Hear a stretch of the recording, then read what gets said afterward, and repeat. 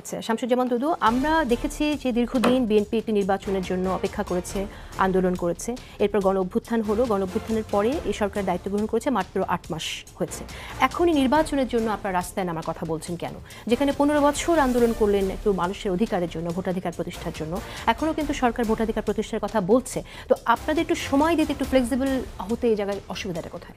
তাহলে আপনি বলছেন যে 15 বছর আরো 15 বছর পরে করলে ভালো হয়। না, আমি তা বলছি না, মানে ডিসেম্বর জুন এর মধ্যেই তো আছে, কিন্তু স্পষ্ট রোড ম্যাপের কথা আপনি বলছেন। বলছেন কেন অপেক্ষা করতে পারছেন না?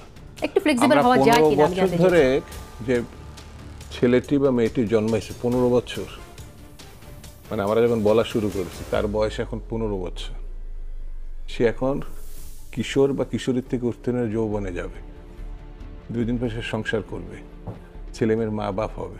তারপরও আপনি বলছেন এখন দরকার নাই নির্বাচনের কথা বলা, আরও একটু অপেক্ষা করি, আরও একটু সামনে যাই। কেন?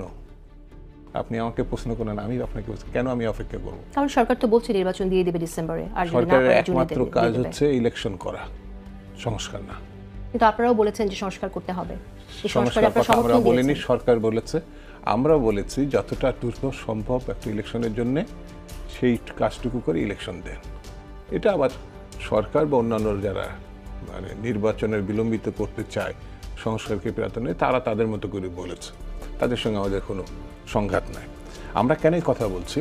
এই জন্যই বলছি যে এই সরকার সাংবিধানিক সরকার, এটা ফ্যাসিস্ট না, এটা দখলকারী সরকারও না।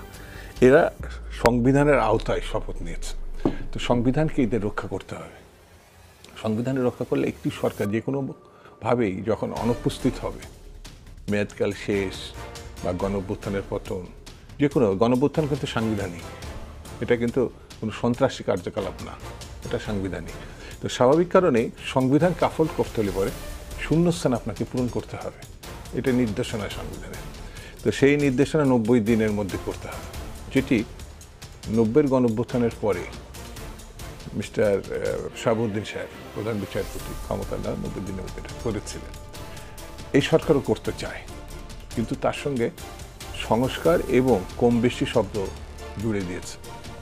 তিনি খুব দক্ষ মানুষ, ব্যবসায়, ব্যক্তিত্বে, পরিচিতিতে, কিন্তু রাজনীতির ক্ষেত্রে তিনি একটি জিনিস আমার কাছে মনে হয়েছে ব্যক্তিগতভাবে, যে তিনি মূল জায়গা থেকে অন্য জায়গায় চলে যাচ্ছেন।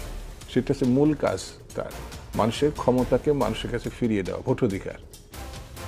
যেমন এই দেশে অনেকগুলো রাজনৈতিক দল, এই পরিবর্তনের পরও প্রায় 19টা রাজনৈতিক দল নতুন করে হয়েছে, তার ভিতরে উল্লেখযোগ্য অনেকগুলো ব্যক্তিত্ব আছেন,